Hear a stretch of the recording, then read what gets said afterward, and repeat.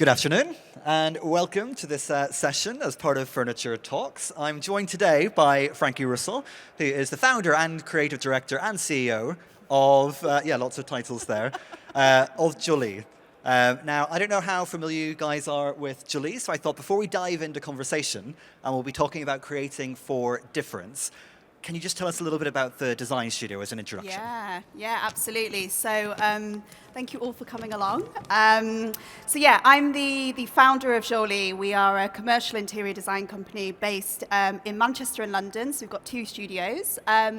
We founded in 2017, so we're coming up to we've had our 5-year birthday, coming up to our 6-year birthday. I really sort of started the business after I worked for a large-scale developer. So I was an in-house head of design role for a big developer. And I noticed that there was a really kind of obvious gap in the market when it comes to interiors for more meaningful led design. And I really felt that interior design has always had a little bit of a bad rep for being quite materialistically driven and almost, a real luxury. And actually, what we maybe don't realize or don't give enough credit to is how important our environment is for how we're feeling on a day-to-day basis. And so I created Jolie really off the back of feeling that I had a responsibility as a designer to spend my clients' money and invest it in something that was going to give them a real sort of genuine return on that investment, potentially to change lives through design and make the world a much more palatable and exciting and beautiful place in which to live. So I started Jolie in 2017, and since then we've grown, and we were just talking about the pandemic there, but in that 5-6 years, we've had the pandemic thrown in for good measure, and actually we found that really helped to accelerate the business, because I think that everybody really started to understand, having been put back into their home environments, how important their actual immediate environment is on their mental well-being, their physical well-being, and their productivity. And so a lot of what we were talking about early days really started to come to the fore of people's minds, and has helped us to really sort of grow and shape the business from there. Fantastic. Well, before we dive into conversation, I just wanted to mention it's obviously an informal, intimate format. So at any point, if you want to chip in, make a point, or you want to ask Frankie something, please don't be afraid. Just throw your hands up. We can get a mic to you. So we can make it a bit of a conversation as well with the audience. But you can correct me if I'm wrong, but we know each other. And as I understand it, part of the shtick, if you want to call it, for Jolie is that you design with difference in mind. Now, that might sound pretty self-explanatory, but what does difference mean and look like to you? Yeah, so we talk a lot about human experience in spaces, and we really sort of dig under the skin of how we're trying to make somebody feel in any given moment in our spaces, and whether that's a beautiful bar, restaurant, or whether it's a workplace or somebody's home. We're all going through a vast sort of range of emotions throughout our day, really, and then in the context of what it is that we're doing in that space. And so Jolie really has sort of set itself outside of the market and stands on its own right around this idea of experience-led design, human-centered design, and we really sort of understand the toolkit in which we need to use to do that. So when I started the company, I actually took myself out of the world of commercial property interiors entirely, and actually dived a little bit more into the world of neuroscience and really understanding human behavior and why we as humans act in a certain way or feel a certain way when we step into a certain environment. And it was a bit of a kind of immediate aha, sort of common sense moment where I understood that how you're feeling right now is a subliminal sensory thing that's happening to you. You've got lots going on around you. It's all these inputs that are happening that are then making your brain go, okay, yeah, I'm not feeling too great, or actually this feels amazing, and everything in between, that real range of emotions. And so we talk about our sensory toolkit, if you will, that we've worked really closely with neuroscientists in the different fields of the senses, from smell, touch, sight, taste, sound, and each of those has a specialist that sits behind it in the neuroscience world. And I've spent many, many hours with those individuals, really understanding their world, which exists very much in a laboratory space or a controlled-like environment, and seeing how we can actually take those findings, some of which are hundreds of years old, and actually start implementing them into the kind of real-world day that exists around us today. So yeah, we design in a multi-sensory way, and we use this toolkit and all of those findings in which to then make choices about how we're designing a space.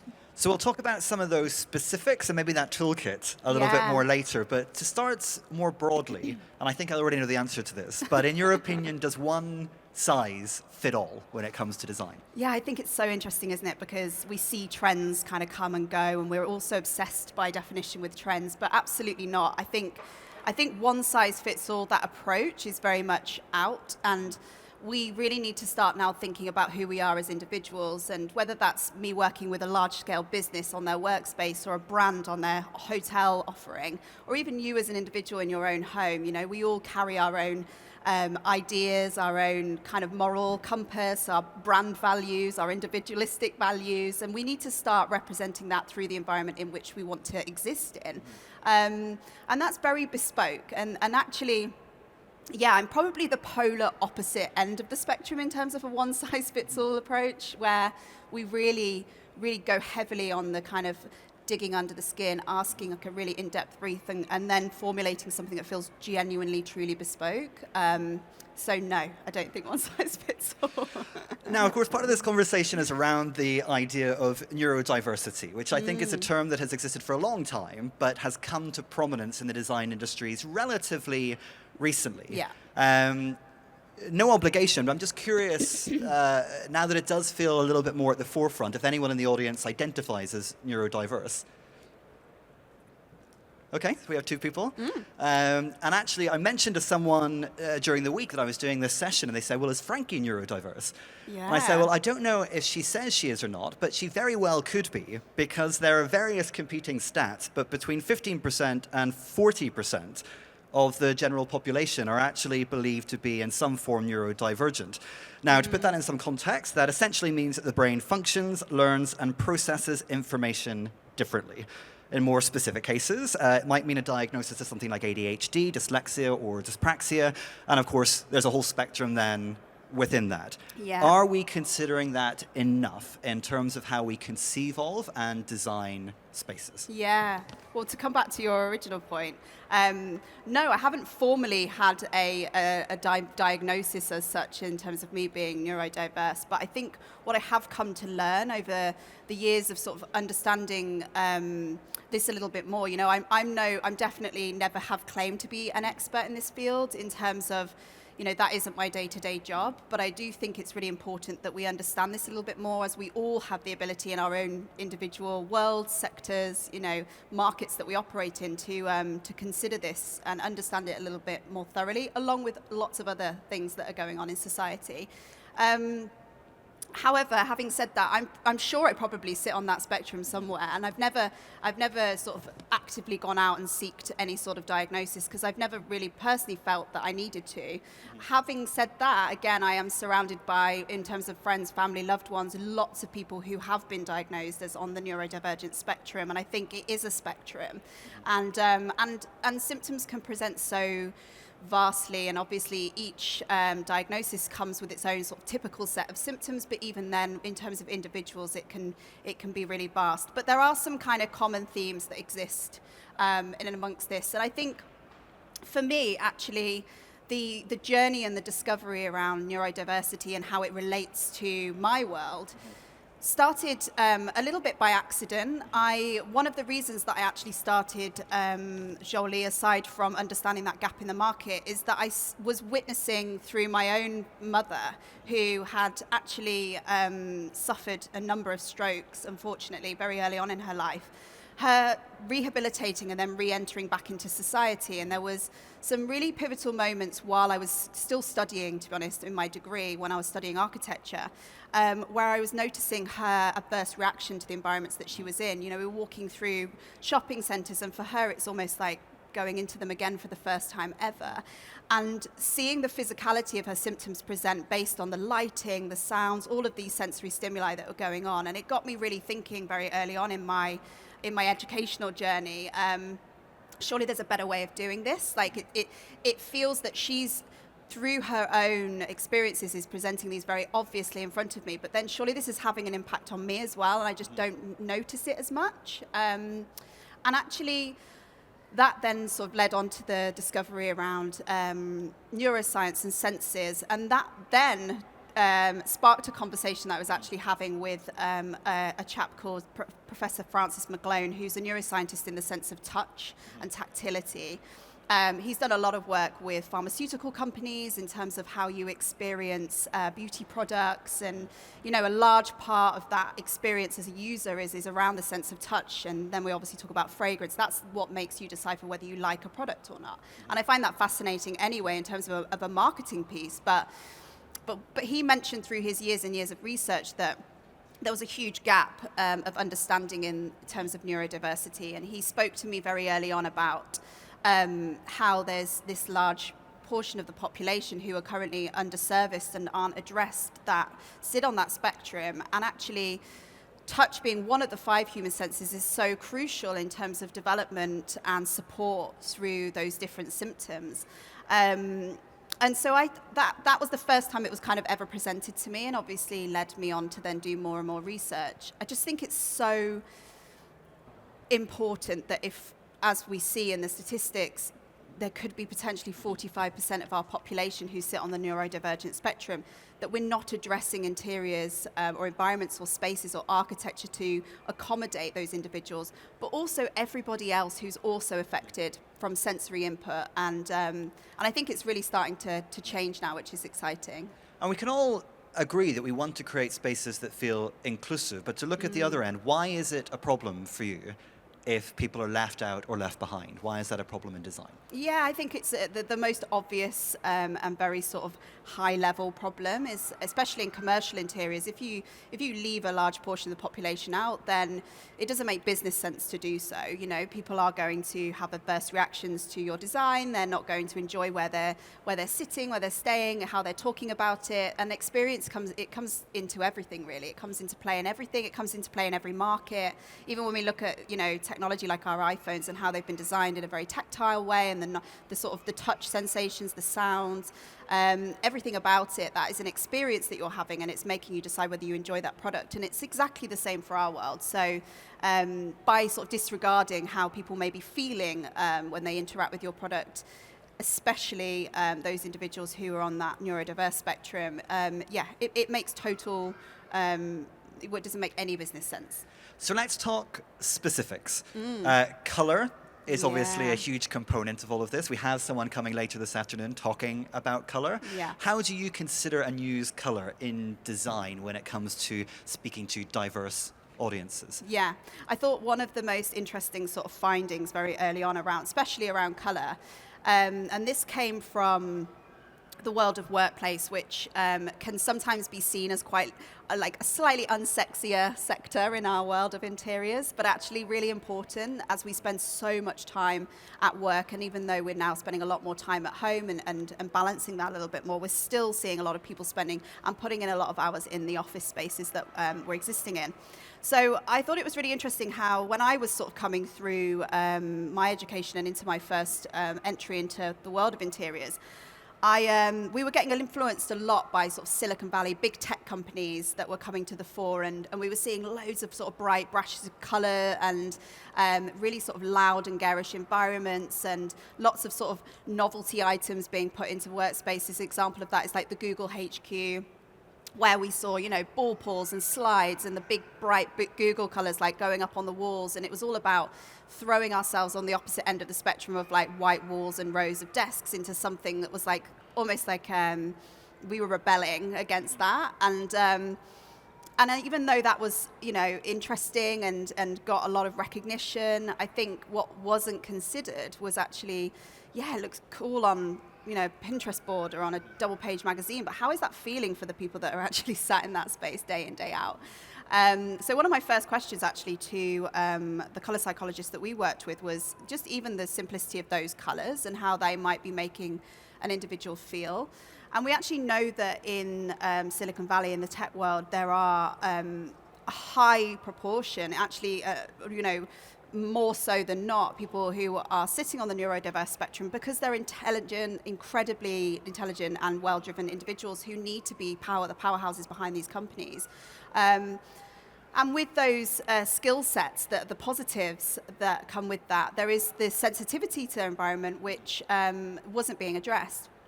So, for example, we know that red, which is one of Google's HQ colors, which was plastered across a massive wall, has an ability in us to, it has pros and cons, but on that scale, at that shade and that tone, to give us this sort of fight and flight reaction. You know, we associate red with passion and love, but we also associate it with anger and danger and, you know, sirens and fear. And actually, those sort of cultural connotations that you will have just picked up as you've gone through life still present, and then also the very sort of the real sort of moment of where it's entering your eyes and how your brain's processing that is also creating a sense of anxiety. And so for somebody that's sat next to that for a long period of time will be being subtly influenced by it, and in a not so good way. And it's the same for every color, actually. I've been regularly asked, and I'm sure the speaker later will sort of explain this as well, but every color has the ability to have both a positive and a negative influence. It's really about how you use it, at what shade, how it's used in the environment, in what context, how proportionately it's used, whether you use a lot of it, whether you use a little of it. And so we're very, very particular and careful when we go to select color, because we know that obviously I've given negative examples, but we can use it for the good. Another example of that is orange. We know is our most creative color. It sparks creative thoughts.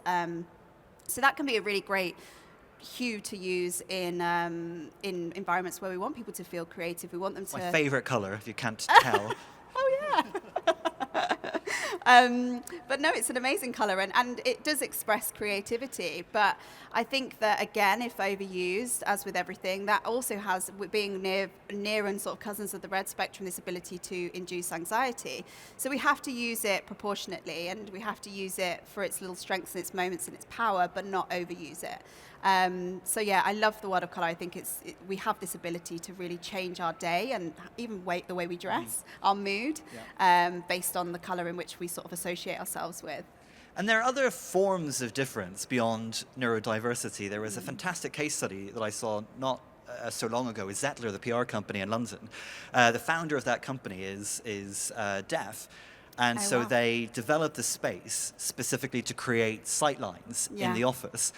And it seems like such a simple thing, but of course, unless you experience the difficulties that some places create, a lot of us are not even aware that design doesn't take that into account. Yeah. So in terms of layout and how we might navigate a space, what are some of the aspects that you might want to consider? Yeah. Well, to come back to your earlier point, and I always forget this, but funny enough, well, not funny, I was born deaf. So maybe that's, subtly a reason why very early on in childhood I had that sensitivity to understanding the importance of having all of your senses engaged in a positive way. And I think it's, until you sort of notice the real flip side of things and losing a sense, and some of us have experienced that through the pandemic, of losing even our sense of taste or smell, it can be really quite frightening, quite debilitating, and you almost feel like you lose a little piece of the puzzle that makes you decipher whether you like something or not, whether that's the food we're eating or, the environment we're in. But yeah, in terms of spatial arrangement and layout, obviously, it's the bit that we're sort of, the one thing that everyone in terms of interiors is always very comfortable with, well versed with. But I get quite obsessed over spatial arrangements, seeing it as a bit of a jigsaw puzzle, not just for the fact that, you're putting a table there, a chair there, whatever, but these are human beings that you have the ability to change the way in which they enjoy that space and the way they navigate it. And so we do a lot of sort of psychological analysis in terms of creating chance encounters where we know spaces we want people to communicate more or feel more confident, and so we'll shape a space to encourage two people to bump into each other more frequently, as opposed to a one-way system where everyone works in isolation, and in this society that we live in where it's all very isolated, and so you have an ability when you're looking at a spatial layout to really carefully think about that experience that you want to go through, and especially if you want people to see certain things, not take the shortcut, but see the full journey and experience something. And I think we all live in a society now where we're all in a big rush, and actually sometimes it's really nice to take people on a bit more of an off-piste journey through a space rather than just like a direct route through. So we think about it a lot with that. And also something that I think we do at Jolie, which is really different, and we tend to find this through working with our clients, is we, before we even start doing spatial arrangements, we do this method that we call sensory zoning. And I would definitely encourage anyone to try this if you're a designer yourself, or even if you're designing your own home, is to lay out your floor plan and actually, before even starting to place furniture or choose what sort of design you might do, is to actually highlight, almost in a really simple bubble, key areas and how you want to feel in those different zones. So we have, for example, an entrance space in a big hotel lobby, and we'll identify emotions with our clients. We'll extract that from them. We'll say, how do you want your client to feel, your user to feel as they enter into this space? And I do this even in my own home. How do I want to feel as I first walk in the front door? And for some, it's, I want them to feel really excited and really impressed and, overwhelmed. And for example, like the Tate, the gallery in the Tate is like a really good example of like this feeling of like overwhelming sort of higher power and excitement. Or you could go the flip side, and some people might want to just feel really relaxed as soon as they walk in the door and really decompressed. And so identifying those key words and then doing it for the different spaces is a really great way to start, because then every decision you're making, not just with layout, but with color choice, with textural choice, with sound choice, with fragrancing, always should come back to those words that you want to evoke in somebody. Let's stay with sound, because all the stats show that it's one area of extreme sensitivity for anyone that might be on the neurodiversity spectrum. And a lot of designers will say, well, that has nothing to do with me. Yeah. Are they right? Yeah, no, they're not right. I think we should be, as designers, really opening our minds and broadening our responsibility in terms of curation of an environment. It isn't just about the eyes, it's about everything. And sound is such a hugely important part in this. As I mentioned before, previously, being born deaf, I obviously personally appreciate the importance of good sound, positive sound, being able to hear and enjoy things like music. And I think also my father was a sound engineer, so I think there was probably a little bit of like underlying influence there in terms of understanding acoustics and going along to certain concerts and seeing him rigging things up and creating 360 soundscapes and making people feel a certain way. And I witnessed that from a very young age. But so yeah, with sound we have this ability in our commercial spaces to really take people through an emotional journey, and we've started to actually look into working with composers to create bespoke soundtracks for our clients. But before that, we've always been creating and curating bespoke playlists to evoke certain sensations and moods, and that's a really exciting part of the job. Actually, it's not a burden, and I think as interior designers, when we start to explore this world a little bit more, it can become really, really exciting and fascinating, especially if you love music or even just the importance of soundscaping. A good example is, so we talk about the power of our ears a lot with our clients, and we never switch off. Actually, our ears are the one sense that even when we are asleep, they're always partially engaged. And the reason that is because as humans, back in the caveman era, that is our tool for protection. And so you always have that sense engaged, and you can utilize that to, if you hear a noise, or we've all been there, you hear noises in the house when you're asleep and it wakes you up and you're like, what's that? That's our fight or flight method. So we know that there are sort of certain sounds, for example, bird song, which come with positive connotations. When the birds are singing, you know, all's well, and then when the bird stops singing, a storm might be coming, and that's why you tend to find that in a lot of sort of spa-like environments, they'll utilize things like bird song or running water, and these are all signs and symbols back from prehistoric era of the earth performing in a healthy way, and that makes us feel reassured. So fascinating. But then, you know, we know that we use day in, day out, everyone has an alarm clock, and that's a really jarring and loud noise, and it's intended to make us alert, wake us up, and shake us into almost a sense of fear, like get in the shower, get going. So so we know the negative side of sound as well, and that can genuinely have that reaction on us. So we're very sort of careful with how we place sound in spaces, in terms of very practically where we place it to create a really beautiful environment, but then also the actual noises that we're inputting into an environment as well for the good. So we've talked about some good examples of design there. What are some of the pitfalls to avoid? Where are people going wrong? Yeah. I think a reference sector-wise, the healthcare sector actually a lot with this, in terms of where there's an amazing service but a real lack of support of that service through the environments in which people are in. It's a very extreme example, but it's one that we've all experienced more likely than not. And if you think about how, you know, for example, hospitals are supposed to be there to heal people. You know, you go into these environments and you receive that amazing level of care, but then everything that's going on around you is actually undoing all of that good. So the sounds, the smells, the textures, it creates a real sense of anxiety in people. And we have some people who are genuinely fearful of entering into the front doors of certain environments because it just evokes such a negative reaction in them. And it's a very extreme example, but like I say, we can all relate to that. I think when we even look at the kind of the rise of commercial, like office lobbies, and there's this sense of minimalism and sparse and quite showy materiality, like lots of heavy sort of cold marbles.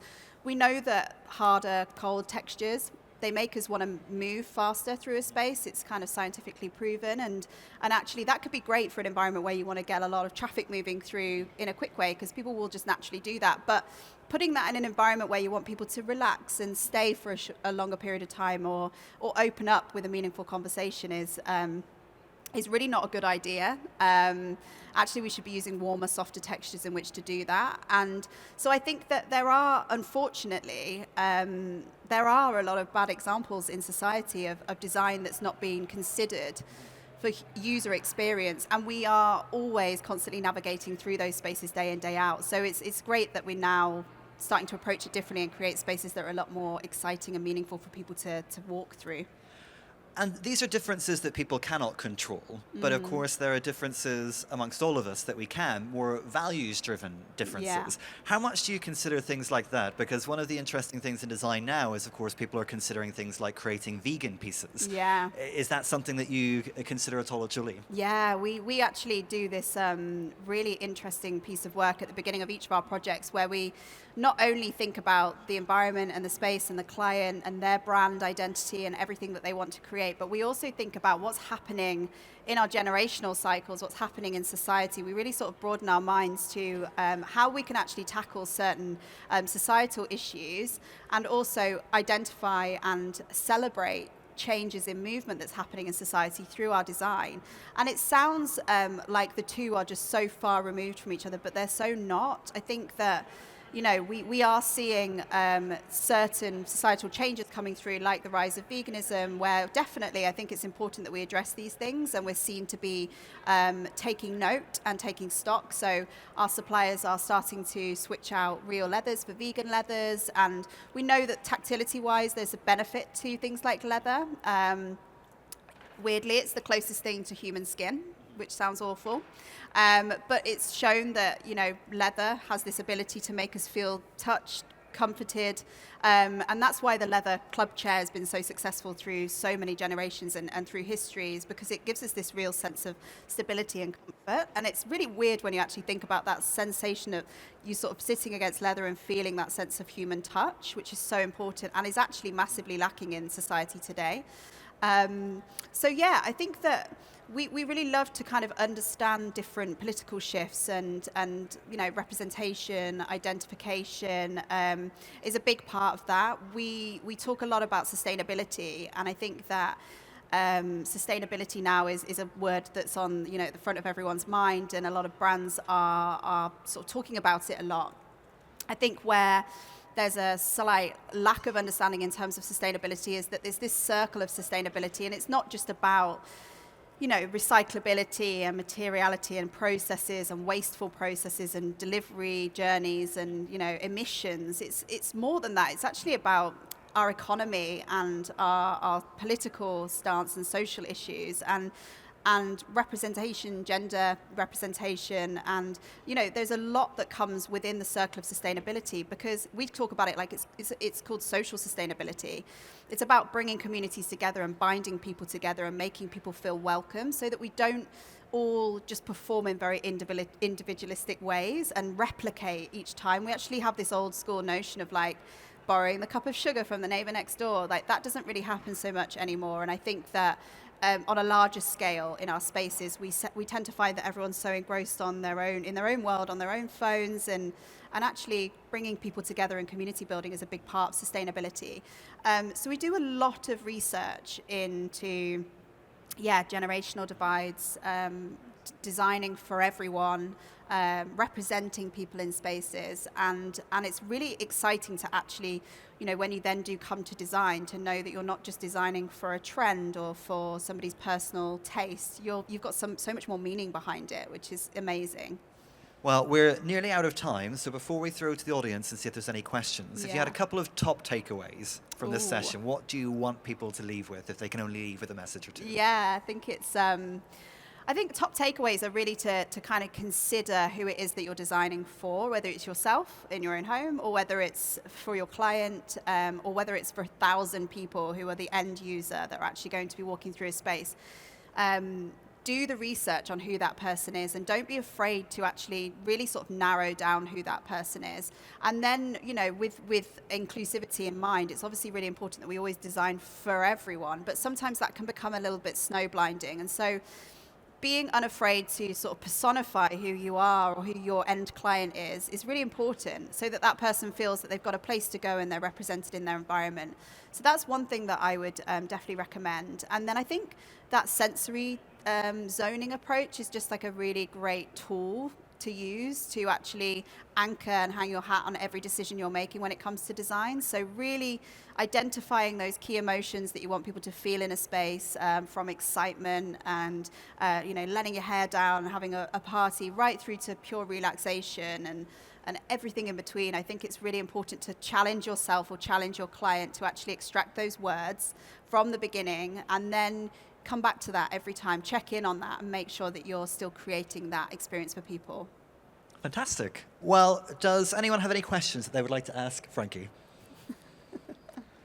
No? In which case, we do have one here. I'm going to bring the mic to you, actually, so that everyone can hear. I was going to ask if your clients find it difficult to talk about how they want people to feel in a space, and if they need coaching for that. Yeah, no, that's a really good question. Absolutely. So our clients, our main client base are large-scale developers. We are there almost to represent the end user. They are probably one or two people who hold the key and the pot of money to changing thousands of people's lives, and that, even as a notion, is pretty terrifying, that there's a couple of people who's signing off on so many people's experiences. So yes, the short answer to that is they absolutely it has been a challenge to get them to really sort of dig deep and understand stepping away from the commercials of something and stepping away from the money and just the pure sort of simplicity of what it is they're trying to create, and actually really putting themselves in the shoes of the end user. But that's honestly my favorite part, is actually seeing people sometimes squirm a little bit at the idea of explaining emotions and talking about this. I think that as a society today, we're getting a lot more comfortable with talking about the way that we feel. And this isn't just even in the interior world, generally speaking. I think we're starting to open up about those conversations a lot more, and that helps. But it's really about, and I almost say sometimes these brief taking sessions can feel a little bit like a therapy session, because you're basically asking how do you feel? How do you want people to feel? And it can feel a bit like that. So it's important in the tone of the tonality of how you're asking those questions, the lightheartedness, and just making people feel engaged and excited all the time can ease the nervousness around that. But if you can get to the crux of it, and I actually find that most people really enjoy that session when they get into it. It's just really alien, I think, for somebody like an interior designer to come along and start asking people about, how they're feeling in a certain space, to open up about that. But once you can get there, the words just keep coming, and it's almost like you've opened the floodgates, and that's amazing, and actually it gives you so much to work from. So it's worthwhile doing, but it can be a little bit tricky to begin with, for sure. And I guess part of that is also making, developers who sometimes don't engage with these things very much recognize it as a practical application. So if you're asking these, it's because, well, someone will work better in a workspace, they'll spend more in a retail space, they'll relax more in a hotel, kind of creating that practical applications. They realize it's based on some kind of logic and not just a designer coming in asking about where to put the cushions. Exactly. I think I actually do think the construction industry is quite far behind in terms of really understanding user experience, and there's so many other markets that have really nailed this and bring in specialists, especially those kind of top performing companies that we see in different worlds like tech and even food and beauty products. You have specialists in-house in those businesses who just focus on the psychology of user experience. And construction, that is just a role that doesn't exist at the moment, and it's starting to. And I think in a way we've kind of muscled our way into being that role as interior designers, because we're so well versed in understanding different spaces, what makes us tick, how we can shape environments, and we spend our lives doing this. And actually it makes so much sense that we would be having this conversation with our clients. So I think, the construction industry is sort of catching up. And I think it's important, as you mentioned, to always explain the commercial value of doing this, because for a lot of people, it can come across as a little bit wishy-washy, hippy-dippy.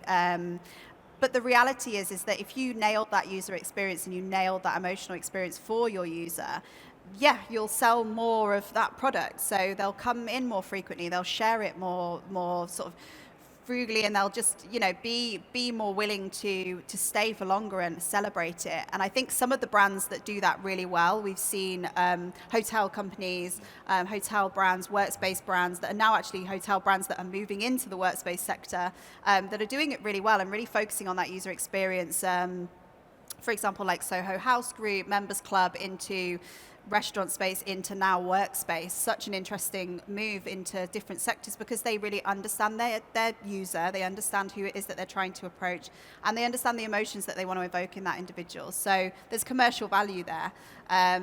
So it's kind of common sense, but sometimes you do have to really kind of use that commercial value as a backbone to then your emotional, holistic argument, I guess. Well, it's been a great chat. Thank you to Frankie for joining us today. Thank you so much. Thank you so much for coming. It's been lovely. Thank you.